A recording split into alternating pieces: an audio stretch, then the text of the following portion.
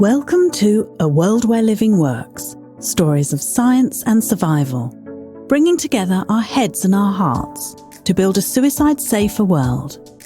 Talking openly about suicide is so important, but we also recognise that listening to this series may bring up some tough emotions. If so, please talk to a trusted family member, friend, or local support service about how you are feeling. Visit livingworks.net and click on Find Safety for international crisis services. We are there to help you.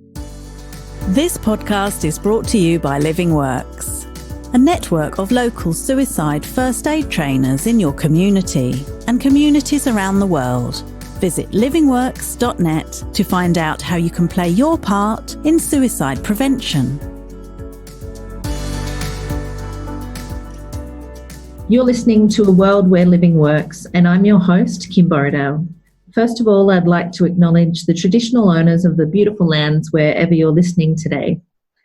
I'd also like to acknowledge everyone out there who has been impacted by suicide, the pain it brings to our lives, and the desire to make positive change for all of us to live well. Today's episode is all about living well in the first responder and emergency services workforces, and asking that all-important question, when it comes to suicide, how are we protecting the lives of those to protect ours? I'll be talking today with retired FBI agent and LivingWorks instructor, Agent Paul Bertrand. So welcome, Paul. Thank you very much. Also joining in the conversation from the UK is Andy Chapman. Andy is a former police officer with many years of his 30-year policing career spent as a hostage negotiator, where he often negotiated at length with people planning to take their own lives. Andy's also a safeTALK trainer and now the suicide prevention lead for the City of York. A warm welcome to you too, Andy. Thank you, Kim. It's good to be here. So in terms of both of your professions, the FBI, working as a hostage negotiator, I'm embarrassed to say that most of my knowledge of these two activities comes from watching crime dramas on TV. So I'm sure for my benefit and a lot of our listeners, we'd love to hear a little bit more about your professional background, the work that you've done in both of these organisations and the work you're doing today, and also just a bit about your why. How do you end up becoming a trainer or instructor and working in suicide prevention? So perhaps, Paul, we'll start with you. Tell us a bit more about your background. Okay. I spent approximately 21 years as an agent in the FBI, and I spent the last year as an instructor at the FBI Academy at Quantico, Virginia.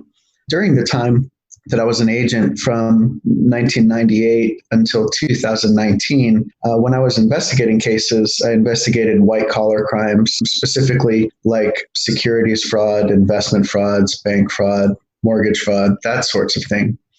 And then when I moved from Los Angeles, which was my first office, over to the East Coast and took some jobs at the FBI Academy. And from there, the last 4.5 years of my career, I spent as a regional program manager in the employee assistance program for the FBI. And that's specifically where I got into the world of suicide intervention. Thank you very much, Paul. That's a great introduction. We'll come back to a few of those experiences shortly. But first, if we could just hear from you, Andy, about your personal and professional background and how you got into this line of work. Yeah, I joined the police service at the age of 19 as a very unworldly, naive young man, knowing nothing, really, I realise now.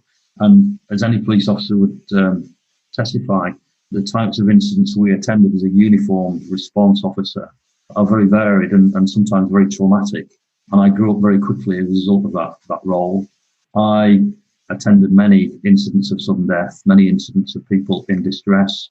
An awful lot of policing, even in those days, related to mental ill health and crisis management and the need for us to work in partnership with lots of other services and indeed with the person themselves. So I had a very broad, very quick experience of suicidal ideation and very quickly connected with people who were bereaved by suicide by giving death messages to people, loved ones. And obviously, that's part of the policing role in any case. The police service deals with death, unfortunately. It's part of the role. And it was, not a prominent part of the role in terms of suicide, but it was quite occasional. I remember the first incident I went to as a 19-year-old, and that will stay with me forever. But throughout the course of my career, I became, other than the response officer, I was a family liaison officer, so I was deployed to bereaved families to support investigations and support families who were going through the very worst at times. And then later in service, on being promoted a couple of times, I became a hostage negotiator, crisis intervention negotiator, trained in Hendon at the Metropolitan Police. And negotiating techniques are shared very much with the USA and Australia. We have very similar models. We train together. I know some of my former colleagues have attended the FBI course. And negotiation ultimately is about listening. It's about communicating, very similar to LivingWorks models and the training that we deliver with LivingWorks now, about compassionate, person-centered approaches. So on retirement, back in 2015, I didn't really have a plan. I'd served 30 years, and then a role came up with the health service within the locality of suicide prevention lead. I didn't know there was such a role. In fact, there wasn't prior to them advertising that role, in line with a national strategy to reduce suicide within the UK. And that involved a public health approach to suicide prevention, which was very new to public health as well. But to start with, much of it was relating to an audit of coroner's files. So myself and colleagues reviewed, examined, scrutinised many files that I was familiar with as a police officer, but obviously looking at it through a different lens and trying to work out what the demographics were, what the antecedents were, what the lifestyle causes and triggers were, what contact people had had with services prior to taking their own lives. And that was a fascinating, if not difficult, experience to look at those files on paper and to try and piece together the lives of individuals who had reached a conclusion that suicide, in their view, was their only option. And that really inspired me to be more involved. I've had an awful lot of involvement with bereaved families, with people who are at risk or have had episodes of suicide ideation themselves, and to try and put together a jigsaw, because it really is a jigsaw, to work out how we can save lives through better understanding and knowledge of what those individuals have been through and what the triggers were and what the pressures were. And that's resulted in me working in York now, which is a part-time role where I try and put lived experience at the heart of everything we do. It's that we've got a strategy, we've got a plan, but actually hearing the stories from most people who are either bereaved by suicide or those who have had their own thoughts of suicide and more importantly, who've come out the other side, most of whom have recovered. And I try and put hope right the way through, stories of hope, stories of people's adversity, but actually coming out the other side and realise that life is worth living is what we try and deliver. So it's all about partnership working. It's all about everybody bringing their skills and expertise and experience to the table and working together.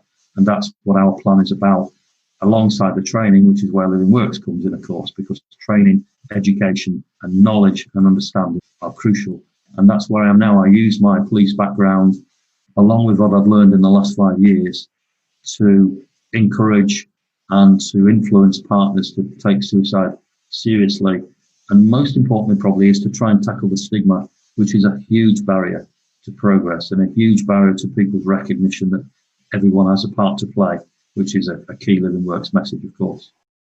And it's so interesting that listening to you talk, the skills that you needed to use in your policing career and hostage negotiation, you know, trying to understand, trying to figure out and see what's going on with people who are in these vulnerable situations. It's really interesting to hear about your career coming that full circle. And yeah, absolutely. Yeah. And Paul, what about in the early days of your career in the white collar crime area and things like that? Was mental health and suicide topics that came up in that area of work, or what sort of things did you come across in that environment in relation to stresses and how the mental health of that sort of work? It's interesting. Oddly enough, white collar criminals, those are people that primarily let greed take over and they steal money in one form or another. And they're really not the type of people who have ever thought of themselves as going to prison. And so when people who commit white collar crimes get caught, oftentimes they find themselves vastly unprepared. So suicide becomes an option for them relatively quickly. And I don't know the difference in suicide rates between violent criminals and white collar criminals, but I do know that white collar criminals kill themselves surprisingly often. I think by the time an investigator has investigated white-collar crimes for a while, they know of people, of criminal subjects in the white-collar crimes who have killed themselves or who have attempted suicide. And it usually happens sometime before sentencing. So they'll make it to the point where they're found guilty, but they won't make it to their sentencing. They're so scared of going to prison that they'll decide to take their own lives.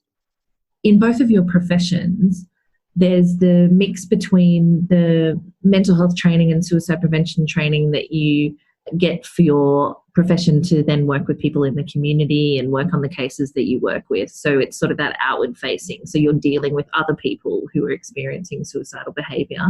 Then you have the flip side of managing your own mental health and perhaps suicidal thoughts of yourselves, your colleagues, and dealing with the stresses of that type of job. So what across the years have you seen in terms of training in both of your organisations, or as you said earlier, Andy, stigma? Have you seen a difference in the balance of those two areas? So what sort of approach there's been for both you as professionals working outwards, but also the workplace care of your own mental health?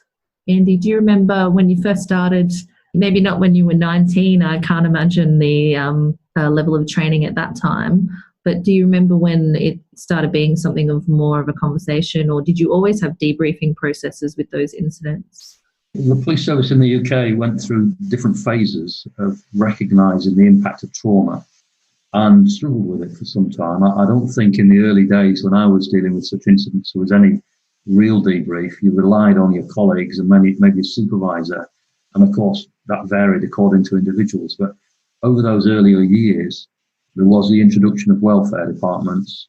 There was the introduction of debrief, or what they called diffusion, which was a group, peer-led or facilitated group session to discuss an incident, to discuss a traumatic scene or investigation. And that, of course, with police officers received very varied responses. Some were very engaged, some quite the opposite. In fact, some people reported that it had a detrimental effect on their health, that they were otherwise able to compartmentalise issues or incidents or scenes, and then to revisit them in a group setting where they didn't feel quite comfortable. So the organisation evolved really over a period of time, and it's changed how it's reflected quite a number of times.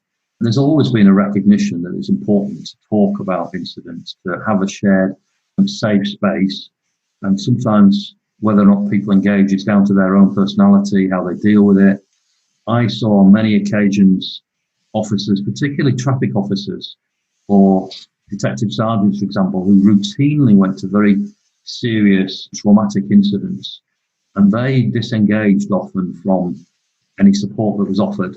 It might have been cultural, but feeling that they didn't need it, that they had dealt with it in their own way.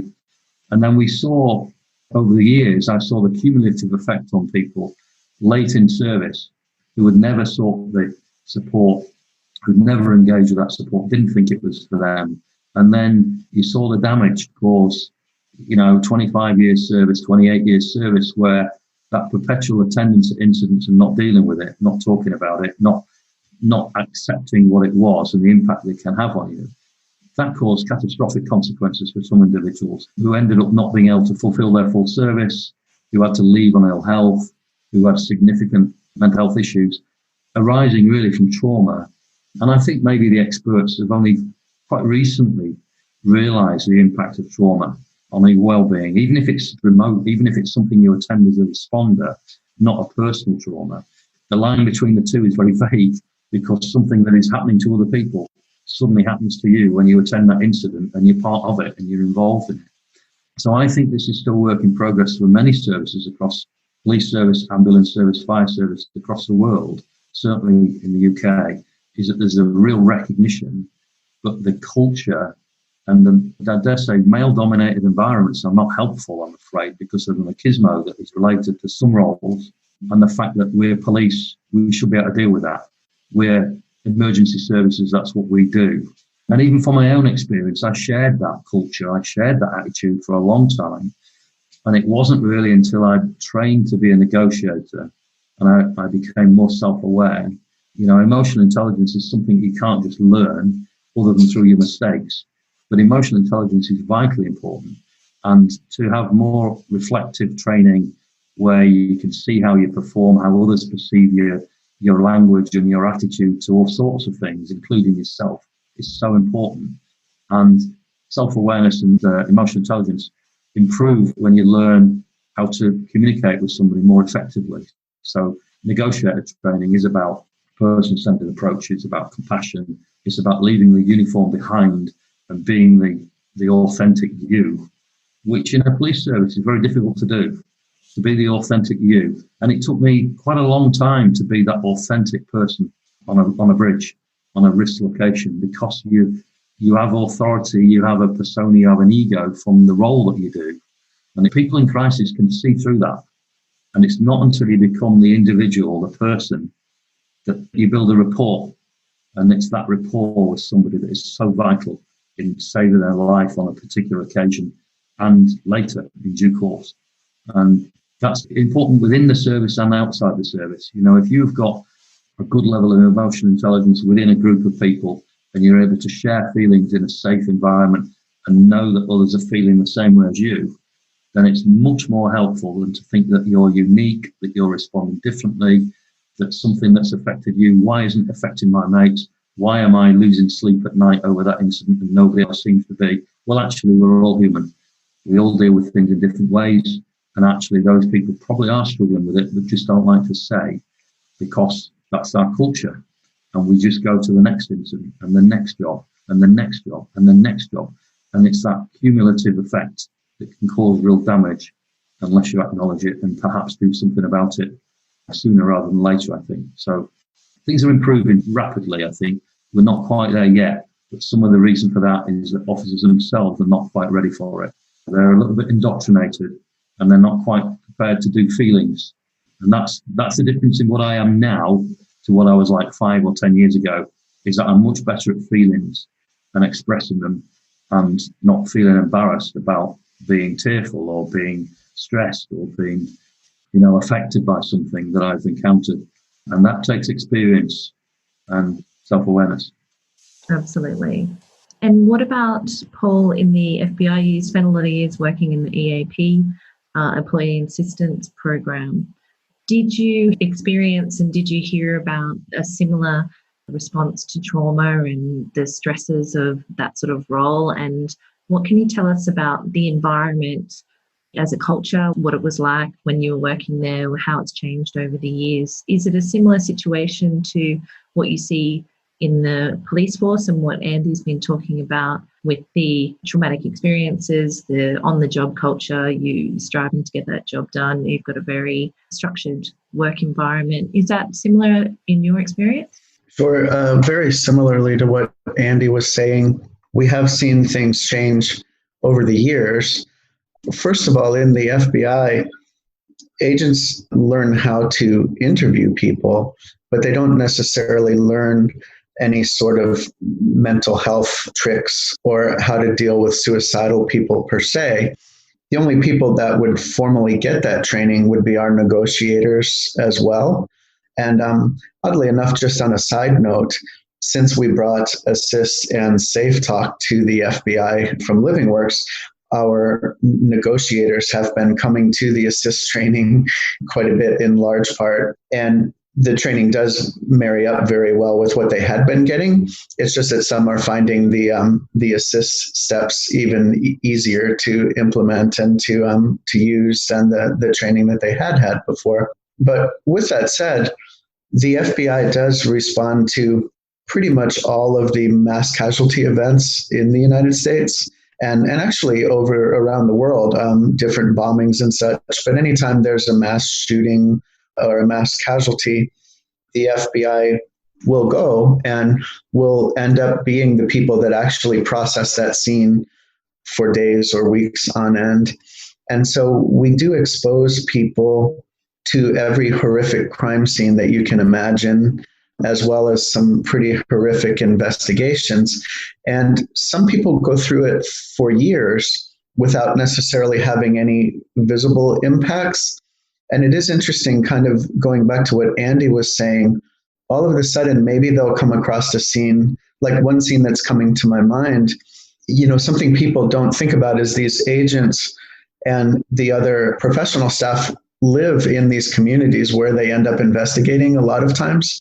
So whenever a personal connection is made, and it doesn't matter what it is, but any sort of personal connection that the investigator internalizes between something they're seeing and something in their own lives, we notice that really tends to make an impact on them. I'll give you as an example, it might be possible to process, say, all the debris of a plane crash with no worries whatsoever. But then all of a sudden, when you're opening up all of the luggage, and inside the luggage, you happen to see the same size of clothes that your children at home wear. It's that personal connection that can bring out that adverse reaction. And so through the years in the FBI, we've tried to get better and better and better at our response from an employee assistance perspective for our own employees. So now we actually have a system in place where during these responses to these mass casualties or these crime scenes, what have you, while the investigators are investigating the crime scene and gathering evidence and processing everything, the employee assistance program is actually there, I like to say, kind of in the next tent over. And they're keeping an eye and offering psychological first aid to everyone who's there through the days or weeks, however long it may take. And that centers on a lot of things like physical comfort and safety, and helping make sure things are taken care of on the home front, making sure that food and coffee is there, and of course, lending a listening ear. And then after the operational phase is over is now when we've really gotten into what we call the crisis intervention program. And that's where we will actually send a team and we'll offer a psychoeducational meeting for all the employees that were involved in a particular scene first. And then we'll break them into different groups, and we'll have different process groups led by licensed clinicians that will go through. The different groups will be people who were similarly exposed, because we found out that we could vicariously expose people by getting our groups wrong. If we put people that hadn't been exposed to a particular tragedy in with people who had exposed it. So now we're very meticulous as far as getting the right people into the right process groups. And then we offer individual counseling and follow-up as well. And so as far as the mass casualty type events, we have a pretty thorough system in place now. We're not quite there yet as far as the individual mental health of employees, during their careers. Like Andy said, there is quite a stigma among employees, and the stigma in the FBI is made worse, of course, for a couple of reasons. One, we have the normal fitness for duty reasons that agents never, quote unquote, want to lose their gun for not, being mentally healthy. And then on top of that, we have our national security clearances. And there's the stigma that, oh my gosh, if I express that I might be having trouble with my mental health, it could affect my ability to keep a clearance. And so we're working hard to overcome both of those, because the FBI believes wholeheartedly that it's much better for employees to get the mental health help that they need rather than not to. It's just that convincing the employees sometimes is a little bit difficult. And so that's where different programs like Assist and safeTALK come in. Wow, I love that the EAP is the next tent along. That's a really smart approach to it. And I'm sure people welcome that change. I talked recently to some veterans and retired service people from the military, and they talked a lot about the strengths that they got from that particular work environment and team environment. In your workplaces, what sort of things do you think works in the favour of first responders and police environments, and the strengths that people can draw on in those workplaces when it comes to mental health and resilience? Paul? The post-traumatic growth is a real thing. And over time, in my experience, what I've seen is most people develop resilience over time, in addition to the normal factors of resilience that they bring with them. Exposure to traumatic events does help build resilience, and people get better at it. It doesn't take away the damage of the one scene where I said maybe makes a connection with a person. But generally, over time, you can see that the people who have been exposed to traumatic events through the years generally are very resilient and very healthy, very strong. And they do tend to look out for the younger ones as well. You will see, like, an older employee may notice when someone younger or newer to it gets a little look in their eyes. You can tell maybe when they're being bothered by something. And those people will take them and offer help and let them know that they are normal and what they're going through is expected for the situation that they've been put in. And then they are getting better at about trusting the process too, and helping people get to where the professionals are that they can talk to. Absolutely. Regardless of the pressure of the position, everyone still is a human being underneath. So it's great to hear that mentoring works in your organisation. And Andy, what would you say are the strengths and the protective factors that you see in the police? Well, I think it's actually about being part of something, which you could put in any organisation probably and in any society or culture, but being in the emergency service, being part of the police family, as we would call it, being part of the FBI family or the emergency or ambulance family, being part of something really helps, even particularly if you're dealing with something that is stressful or is for the greater good. So the police service brings with it a pride of doing your best, of doing stuff that the general public have just got no clue really what police officers deal with. And I would say the same for other emergency services, but my experience is police. And they would just be appalled by what the police officer routinely faces in terms of behaviour towards them, in terms of level of aggression, in terms of the unlawful behaviour of others, of course, the trauma that we've talked about. But knowing that you're part of the service, part of a team, part of a wider organisation, but more importantly, part of a small group on a shift pattern, working as a band or a team or whatever you call it, a section. And this idea of being in this together, we've been to this together, we've responded to that, we've put a bad person away, we've arrested a bad person, we've helped a good person in very unfortunate circumstances, we've done a job that had to be done, as distasteful it is. That idea brings you together as a team, and that connectedness is so important, to feel that I'm not on my own. And you can leave at the end of the shift knowing that even when you get home and try and talk it through, if you feel that way with family or friends, they will never understand what you've been through, which is why the police service is so close, because all you need to do is pick up the phone or go in on the next night shift, and you're there amongst people that you went to that incident with the day before. And now you're putting yourself up there to go to the next one and the next one. And that's why police, because we work shifts, we socialise together. You know, the police service generally works hard and plays hard. And that, in some ways, is a different story. And that can add risk as well, of course, in that playing hard. But in terms of connectedness, in terms of resilience, like Paul said, going to more and more incidents does make you more resilient. It can have the impact of actually being detrimental to your health long term. But one thing that shocks you one day in 6 months' time or in 6 years' time when you go to something similar won't be quite the shock, won't be quite of the same effect. It might keep you awake for a day instead of keeping you awake for a week, because you're getting used to it. And one of the difficulties is you never become complacent, you never become desensitized, but actually something happens to you that says, yeah, this is what we do, this is what we deal with. If I collapse, if I can't cope with this, then who else is going to deal with it? And you do the door knock and you pick up the pieces of a traumatic incident and you just get on with it. And whether you put your own thoughts aside while you deal with that and then experience those later might be the case.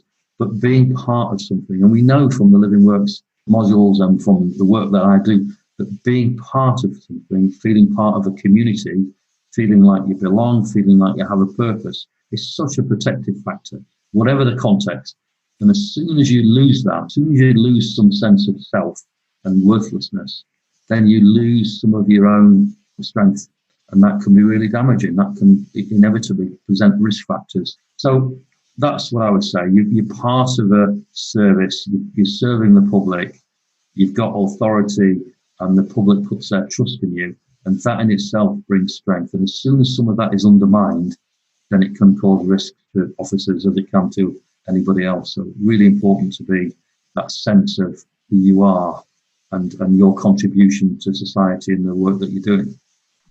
Hey, just following up on something you said there, Andy, as far as that sense of belonging and losing that, something we're just starting to take a look at, which is kind of fascinating to me, is the whole idea of the effect of adverse childhood experiences on agents and law enforcement in particular, and that feeling that the way that people grew up with those adverse experiences affects their developing that role of protector or guardian and getting into law enforcement as a field in the first place. And so I know in the FBI, we have plenty of instances of people who did have those adverse childhood experiences and did come into the FBI, and they spend their entire adult lives protecting people and investigating crimes and keeping people safe. And then as they get older towards the end of their career, we are finding too that a lot of those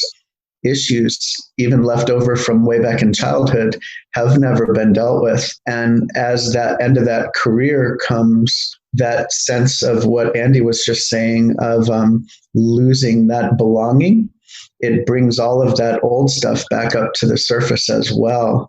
And so, like I said, we're just starting to take a look at that and to try to even figure out ways to address it. But it would definitely be worthwhile to take advantage of the time when people are members of that law enforcement team and they do have that camaraderie and that belonging before it's that time to retire, where they lose that part of their identity and are left not only navigating a career end or a career change, but also the loss of their group and still having unresolved issues from their past that they never dealt with.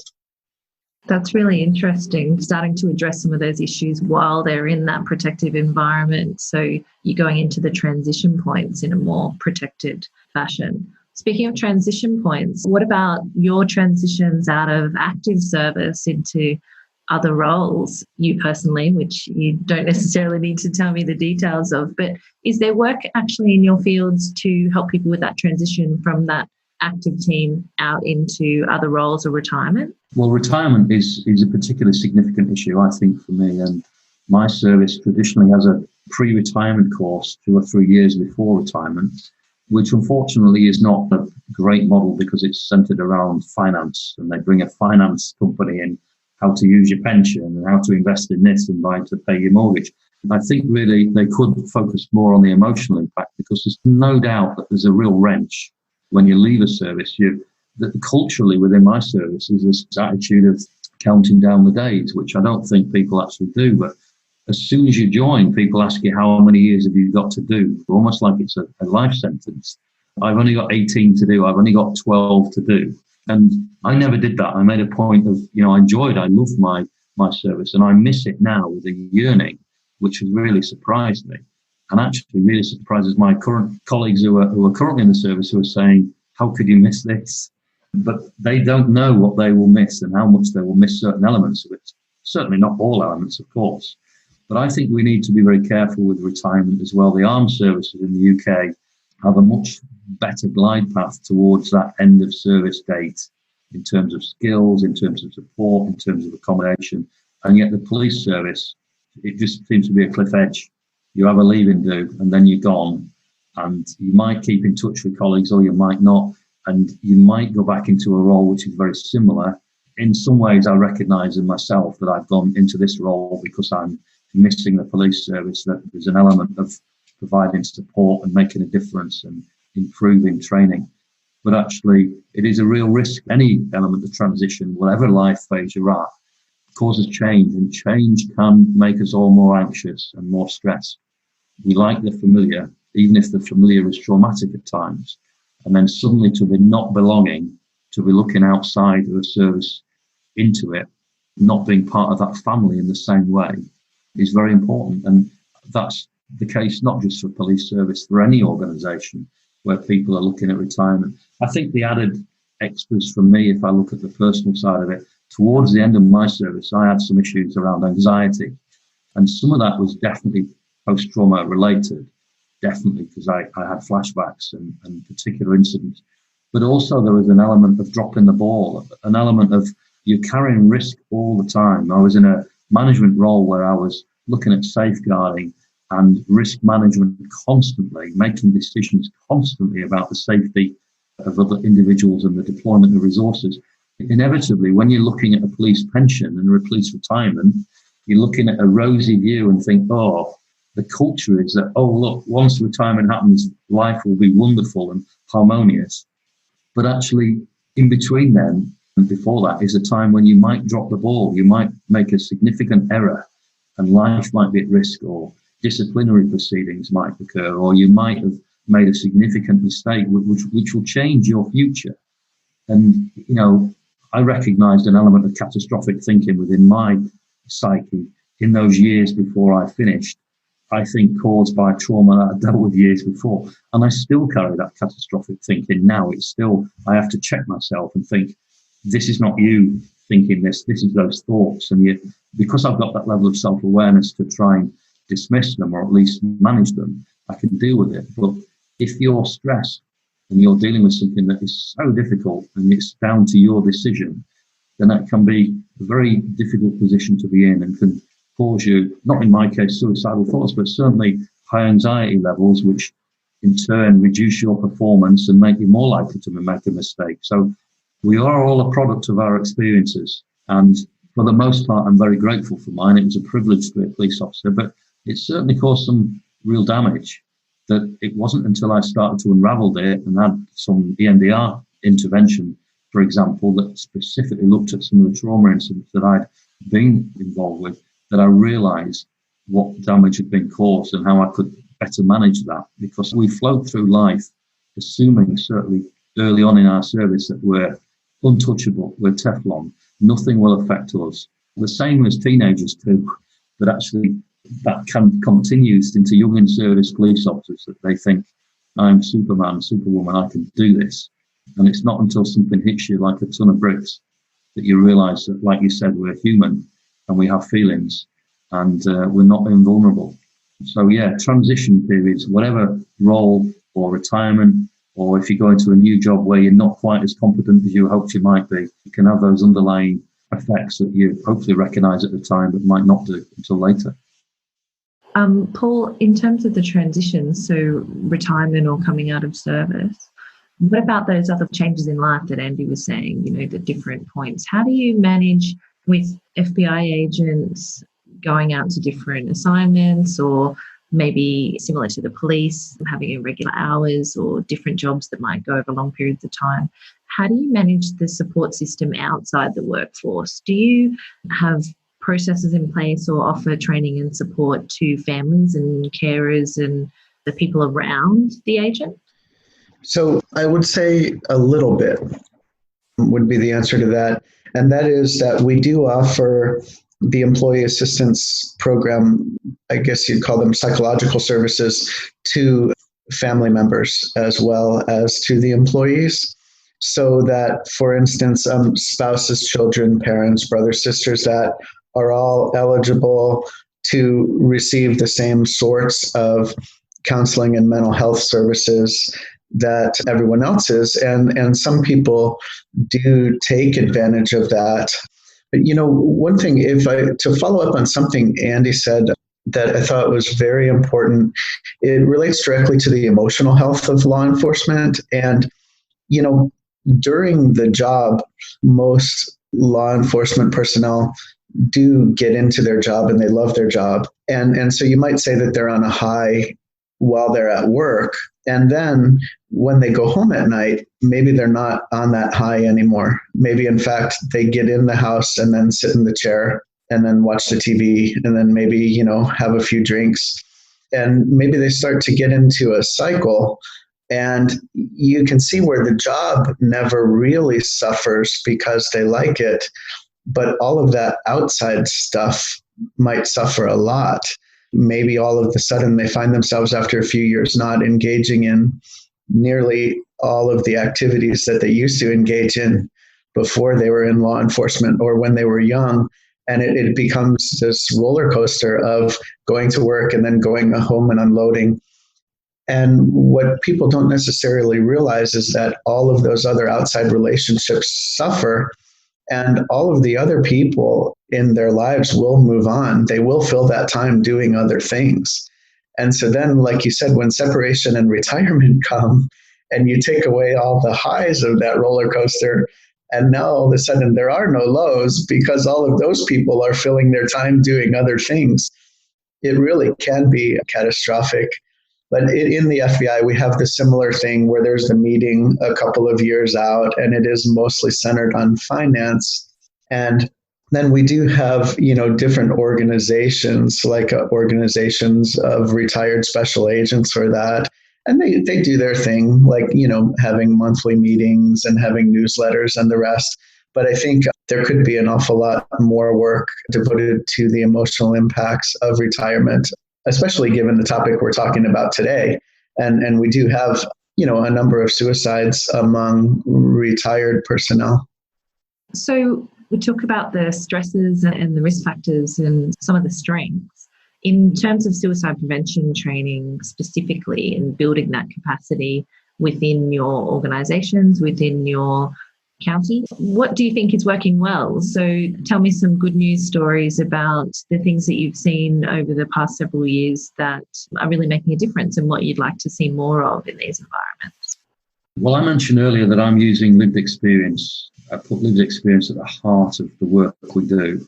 I've made an awful lot of contacts with people who are either bereaved by suicide or have had their own thoughts and their own experiences of suicidal attempts. And I've used those stories to great effect in a conference that we've held for the last 4 years. We've had, last year's conference was around 160 people attending, and often lived experience is used as a bit of a token gesture. You'll have academics and clinicians and senior management talking at a conference, and then occasionally they'll bring somebody in with a lived experience of suicidal thoughts or bereavement or mental ill health. And the audience recognises that it's simply a token gesture. It's 1 20-minute example at the end of a full day, where I've turned that on its head and I've used lived experience. Even before I retired, I brought in a young lady who'd been talked off a bridge, not by a negotiator, but by a uniformed officer. And she had significant history of self-harm and psychosis. And I invited her in to talk to my shift in a safe environment. She came with a mental health worker, but she didn't want them in the room.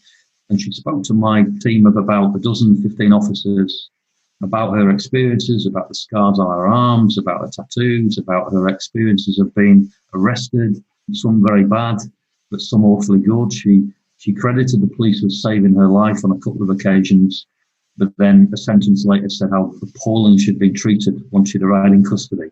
So everybody's experience of the police is different. And those with mental ill health have had some particularly difficult times with the police, even though often the police are the only people that will intervene. And like I say, she acknowledged that the police had literally saved her life. So I put lived experience there as much as I possibly can, because I think there's so much for us to learn. And including myself, I've learned an awful lot by hearing people's accounts. And I try, even when I'm delivering safeTALK, I'm not an assist trainer, I'm a safeTALK trainer. And I find that there's so much disclosure from people in a room after half an hour of ice building and the co-trainer talking, that people are very keen to disclose. And I find it particularly validating to have somebody at the back of the room nodding and grinning about what I'm saying, validating what I'm saying about we must talk about suicide, we must talk about difficult conversations and ask directly. And it's so important to have that in every room, as there always is. I've used safeTALK a lot. I've encouraged people in the police service to attend assist as well. I would never mandate training like that. It would always have to be to the willing people who want to attend the training. I have tried to deliver training to a group of police officers, and a third of them will sit there arms folded as if you can't talk to me about feelings. I know this, I know about suicide. The other 2/3 are more engaged, more open-minded, and those are the people I like to reach, really. And it's been, in my view, very successful. I've had some great feedback from people who've done safeTALK and then gone on to do Assist and found it really valuable. At the moment, in the absence of face-to-face training, I'm offering the START program from LivingWorks as well, which I think is really helpful as well. And it's encouraged more and more conversation. So my role is actually about partnership working. It's about multi-agency approach. It's about accessing mental health services and physical health services and voluntary sector and the police and emergency services. And of course, with a police background, I've tried to encourage as many uniformed or police officers as possible to attend the training. And for the most part, they've enjoyed it. They found it very valuable. I had a couple of negotiators go on it, trained negotiators, who said it was a different perspective. And it is. It's similar to negotiator training, but it's more specific. So a combination of training alongside lived experience and much more closer working in partnership, sharing information, really sums up our strategy for our city. We need to talk more openly about suicide. We need to encourage people to take the training because the stigma that we mentioned at the outset of this discussion is crippling us. People do not want to talk about suicide. They don't want to go there. They're reluctant to do that in relation to their clients if they're frontline operational. They're even more reluctant to do that in relation to their own loved ones. It's often too painful for them. They can't contemplate the fact that their loved one might be at risk. And therefore, the more we talk about it, the more we change language. One of my big bugbears within the UK, and I don't know if it's the same, Paul, in the US, is the term commit. People associating the term commit with suicide, which in the UK was, is irrelevant since 1961. We had a Suicide Act legislator which said it's not a crime to take your own life. And yet we continue to perpetuate stigma by using the term commit, which is associated with crime. And bereaved families in particular really object to using the term commit. I've heard a senior coroner talk at a big conference, and several times he used the phrase commit suicide. And after his talk, there was a queue of people lining up to talk to him, to challenge his language and saying, you really must update your language and phraseology because you're just perpetuating the stigma, which is one of the big reasons why people don't feel inclined to open up and seek help when they need it. So it's been fascinating to see the police service from outside the service as a partner agency. And I see some of the can-do attitudes within the police taking other services with them. We're doing this. If you want to come with us, then by all means, but we're the police, we're going to do this. But it's been a really interesting journey to see attitudes to suicide now that I've been on the other side effectively, and how language, phraseology, because I think a lot of suicide prevention is about attitudes. It's attitudinal, changing attitudes, changing our approach, being more compassionate and actually working with the person rather than working or doing something to the person. I think that's the basic principle of Assist, isn't it? And the other LivingWorks models, that we work in collaboration with people. We don't just do it to them, we do it with them. Hopefully you're both in agreement. Absolutely. I love that you're experiencing both sides. So New York's very lucky that you've got that experience in the police, but then, as you say, it must be fascinating to see it from both sides. Yeah, absolutely. And Paul, what about you? What's working well? What do you want to see more of in your environment? I say a lot to a lot of different audiences that the difference between someone who's thinking of suicide and someone who's not thinking of suicide is a thought. And people have thoughts all the time. And I don't think people are willing to even be honest that they've had thoughts of many different things. And I try to always put it in terms that people would really understand. Like, for instance, we hear a lot that maybe 1 out of 20 people is contemplating suicide in any time period.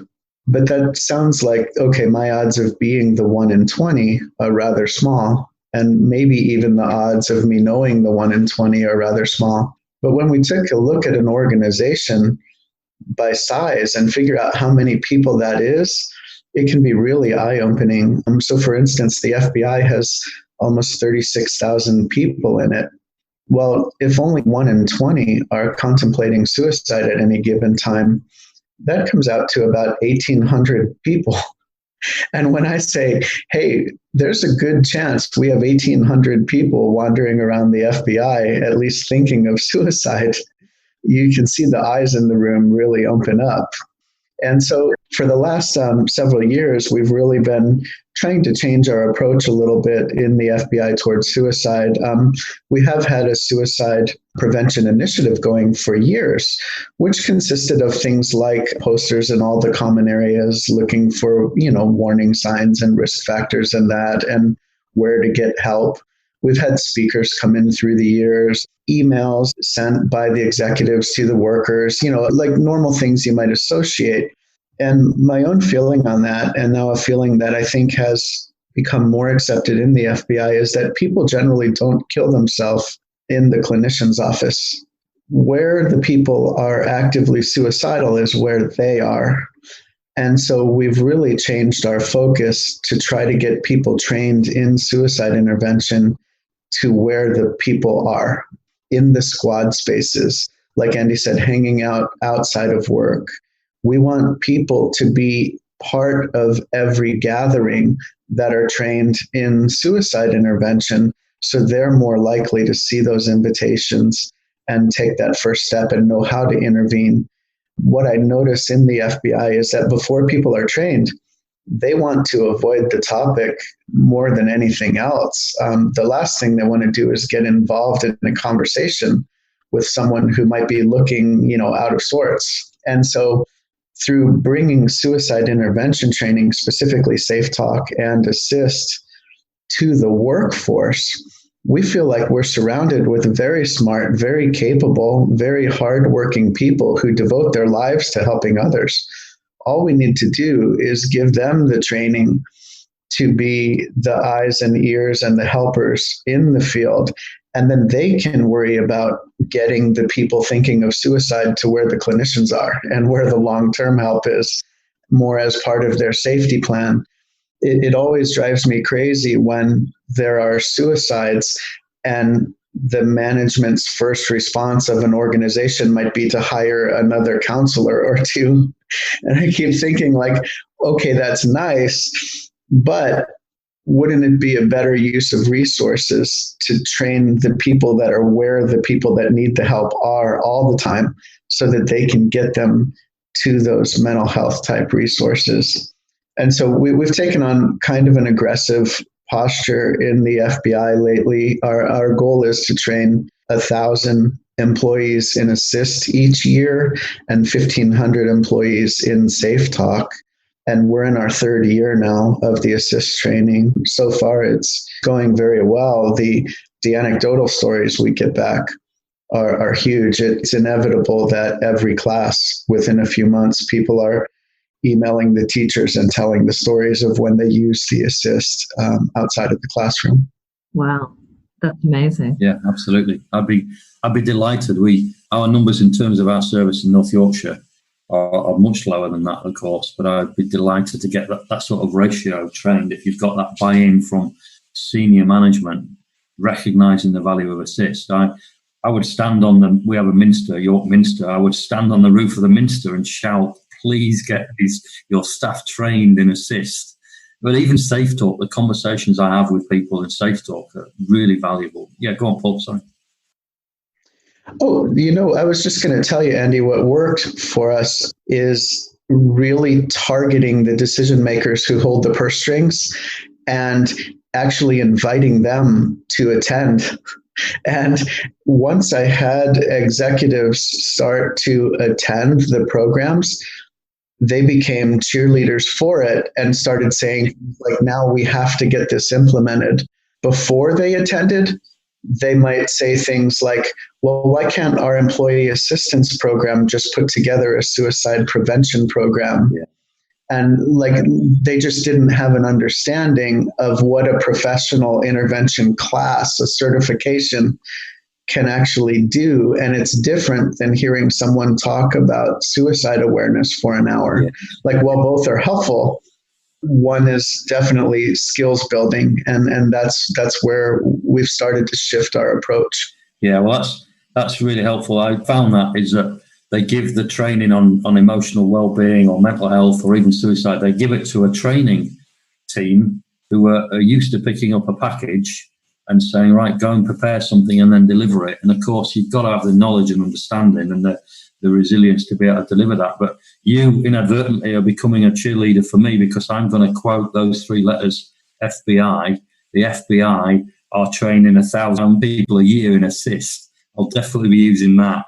The FBI has, of course, got an international reputation, and I'll certainly pick up on that, because, I would train all emergency services, or a third of them, in assist, and a lot more in safeTALK, because it's about emotional intelligence, as I said before, and the opportunity to have those conversations. I find it much easier in a multidisciplinary workforce, in a multi-agency group. Training 30 police officers in one go, I would find very difficult. Training 2 or 3 or 4 police officers amongst ambulance, mental health workers, drug and alcohol workers, youth workers, teachers. People are more able to disclose and share than if they are in a room with their colleagues or with their managers. And I think that's one of the beauties of assist, is that if you train a multi-agency group that doesn't really know each other, after 2 days, of course, they get to know each other really well, but they get other people's perspectives, which is so valuable. So, yeah, I do. I was just going to say that if the FBI leadership teams and decision makers can make time for training, then I'm sure every organisation in the world can probably get their leadership team to make time. One trick to it of having success is, we don't have unlimited money, and, somebody like me doesn't have any money. So I actually have to do a lot of convincing, right? We do, in order to get budgets. And we're always approving things a year out and all of that, the regular government red tape. One thing we did that was immensely helpful was to train our own in-house trainers. Yeah. And so we have a small army of 16 assist trainers that we train through LivingWorks in the FBI, and 10 safeTALK trainers. And so we use those people to teach. That way, each trainer only has to teach, 3 to 5 classes per year. And the safeTALK trainers, maybe 5 classes per year. And we get our numbers. It definitely, you just have to look for ways to save budget, Yeah, absolutely. Yeah, and that's what I'm trying to deliver across our city, is a more multi-agency. Some people come already skilled, some people have had no experience or very limited experience about having the conversation. I'm always astounded how long it takes us to convince professionals in certain roles to actually use the word suicide, how they shy away from it. They want to use euphemisms. They want to use anything but the actual word. And it's amazing how half a day's training can change attitudes, and some of the feedback that the course receives is just, you think, well, why wouldn't you train staff in this? What else would you prioritise? And the police service, I do find some resistance, because they're saying that's not our role, that's not our job. There are other social services or mental health professionals. But like we said at the start, naturally the police encounter mental ill health and crisis and people in distress routinely. They are the frontline staff who are generally going to their incidents. And whilst they would argue that their role is at prevention of crime and public safety, more and more of their role is about mental ill health. And the more that society becomes fractured, the more that social services are reducing capacity because of finance, and now more recently because of COVID, the more police officers are attending these person in distress or person vulnerable incidents. And if they don't have the communication skills and the right attitude, that can be really dangerous, because there might be one opportunity to reach somebody, one opportunity to ask the question of somebody that others might not have. So I think it's vitally important that we reach police services. Interestingly enough, there is a national move now within the police service to reduce suicide amongst its ranks and files. We recognise, similar to what we've seen in New York, that there are higher numbers of police service suicides. And there might be something about the culture, there might be something about the trauma that people are dealing with. And there is now a national appetite to actually look at this more holistically and work on a strategy. I think it's early days, but I think that's the case in the US as well. There is work ongoing to reduce suicide amongst police, because we are a vulnerable population group ultimately, not only because of what we deal with, but like you say, some of the stuff, some of the baggage that we were carrying from the days before we joined. People join the service to make a difference, and often they want to make a difference because they've experienced something themselves. I've encountered quite a few police officers who were bereaved by suicide, never told the service, never mentioned it to the service that they'd lost a parent when they were a child or lost a sibling. I think it's really important as we look at reducing police suicide that we look at the whole person. We aren't just focusing on what they're doing and dealing with from a trauma point of view, but we look at their, are they drinking too much? Are they taking drugs? Are they in debt? What are their relationships like? What issues has the jobs caused, but what issues are they causing the job? Because you do get people with mental ill health or pre-existing conditions that join the service, and we've got to manage them. So it must be a whole person approach. And one of the things I would say, I think it's really important, is we talked earlier about how important it is to be part of something. As soon as an officer becomes not part of something, as soon as they lose their gun, as Paul would say, as soon as they are looking at a disciplinary or are looking at ill health retirement or even an injury, if they're in a role which is isolating in itself. I was a dog handler briefly, and that's quite an isolating role. And if you are in a role which is not part of a team, then we've got to pay particular attention to that and know that a dog handler, for example, who can't go operational because of an injury, loses his dog. The dog is given to somebody else. And that's such a bond that, it's really important to recognise the impact of a disciplinary notice or a notice that saying, so you've been off sick for 6 months, you're going on to half pay. That arriving through the door with no preface, with no explanation beforehand, can be really devastating for people. It can be often the final straw that when you're resilient, you would take it in your stride. But when you've got depression, diagnosed or not, or when you're experiencing significant pain because of an injury on duty and you're not able to go to work, the organisation often does things unknowingly. They send a letter and they take you down to half pay. They take your warrant card, your identification off you. You lose your worth. And that sense of self-worth is so important. If you don't feel part of something, the organisation can cause that damage just in the clumsy way it responds to some circumstances and the way it disciplines people. Some people don't deserve to carry a card. They don't deserve to be in the job. But actually losing your role and being accused of a criminal act can be devastating for somebody as well. So we just need to handle that much more carefully than the examples I could give. Yeah, definitely both of you have talked a lot about what is known in an organisation, and that's a great example of you can put these processes in place around natural transitions within the workforce and different stresses, but what is known in the workforce are also some of those processes that may be excused as administration but have other impacts. So it's a great point to actually look at where those stress points are and what you know about your workforce and reactions to things. Now, I could probably make this a 16-part series and talk to the two of you for the next couple of weeks, but I'm conscious that we should probably wrap it up soon. But I wonder, is there anything that you'd like to share? There's some great takeaways for me, like even just what you said before, Paul, about the difference between a suicidal person and not is just that thought. That's really motivated me to be sharing that phrase as well. But is there something else that you want to leave us with, or a point that we haven't covered perhaps today that you'd like to cover? A final thought from both of you? Paul? Andy touched on earlier the whole idea of being authentic. And I think this applies across every situation, not just mental health or suicide. And that is what we try to tell police officers, when they're going into senior leadership roles, that law enforcement are the most skeptical people that exist. They make their living being skeptical and questioning everything, right? And so they can smell a mile away if you're not being authentic.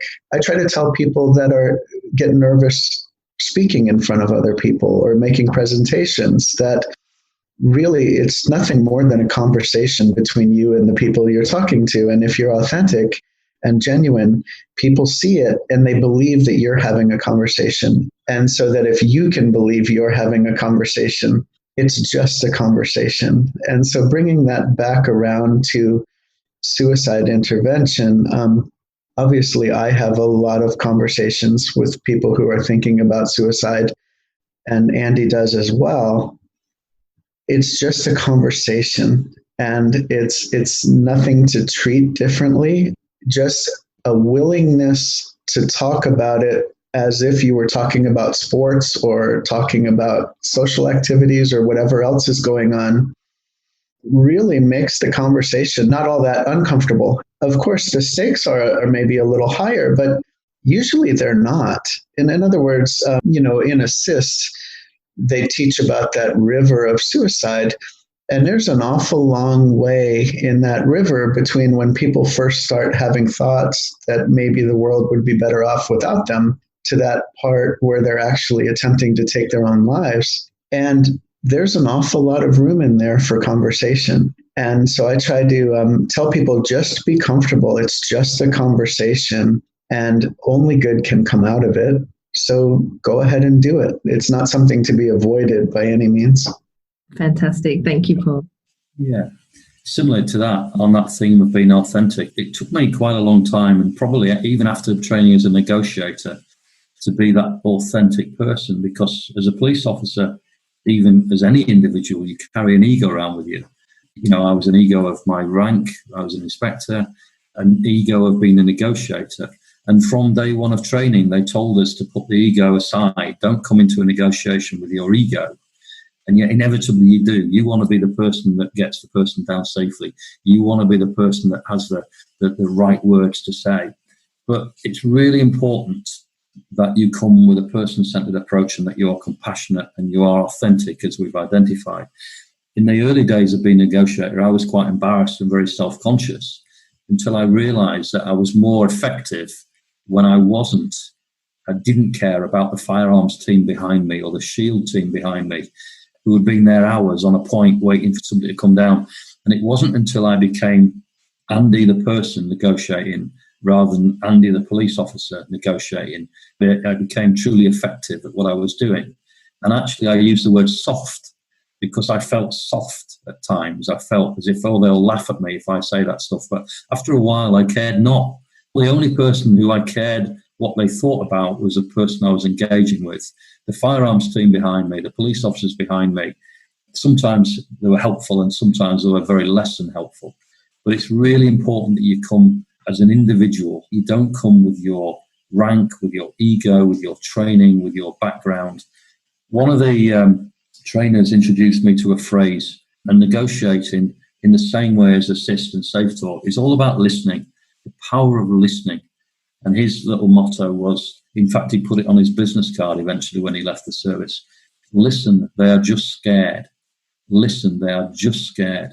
Whoever you're talking to, whoever is in crisis, whether that be a hardened criminal or the first-time offender or somebody who's never encountered the police service before, who's simply in crisis, they are just scared, and they are so scared that their life is at risk. So it is an attitudinal change. It is about going in there with an authentic approach. And you asked Kim on the briefing about, give us one example that will stick with you forever. And I struggle with that because there are several that stay with me. I'm particularly proud of what I've done since I left the service in trying to enhance the suicide prevention agenda and get people trained. But I remember standing on a bridge with a father who had children the same age as me, and he was definitely intent on taking his own life. He didn't think anybody was going to see him. He casually, or not casually, walked off to a location where he was able to take his own life, and it was only by sheer chance that somebody spotted him and called in the police. And then that man engaged with me for about 6 hours. And I was the most authentic person I've ever been on that occasion talking to him. And it was almost like an out-of-body experience, listening to somebody describe his innermost demons and how he felt he'd let his family down and how death and suicide were his only option. And for me to self-disclose and to listen empathetically and to show the level of compassion which just sort of raised up in my own body, I could almost literally feel it taking over, to then come up with the words that I was able to share with him and say that I have no idea to this day what I said, but I saw the change in his attitude. I saw some kind of change in his body language as a result of whatever those words say. and he came down, and it will stick with me forever. You know, I like to think I've saved life. I like to think a combination of team, because it's all about team in negotiation, and it's about the person at risk as well. But on that occasion, I saved that man's life simply by uttering the words, whatever they were. And those words we use in Assist and in safeTALK.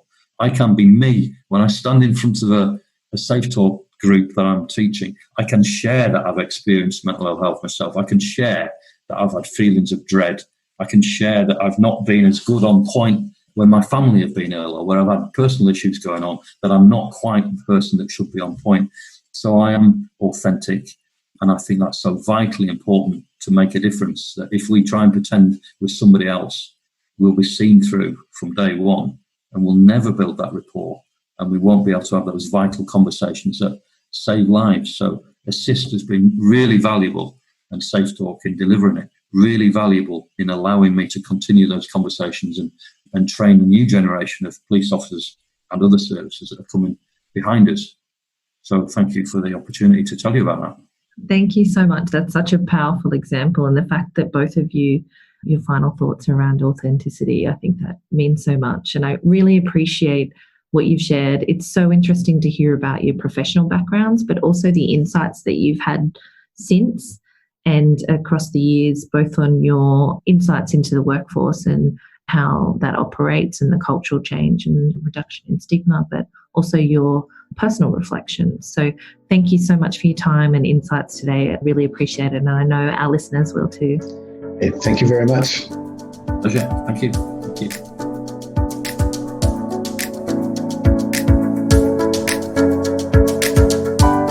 If you've enjoyed this episode, we'd love you to subscribe on the usual channels. Write a 5-star review, and most importantly, share it with your family, friends and colleagues on social media, tagging LivingWorks. This podcast is brought to you by LivingWorks, a network of local suicide first aid trainers in your community and communities around the world. Visit livingworks.net to find out how you can play your part in suicide prevention. A reminder that if this episode has brought up tough emotions for you, talk to a trusted family member, friend or local support service about how you're feeling. Visit livingworks.net and click on Find Safety for international crisis services. We are there to help you.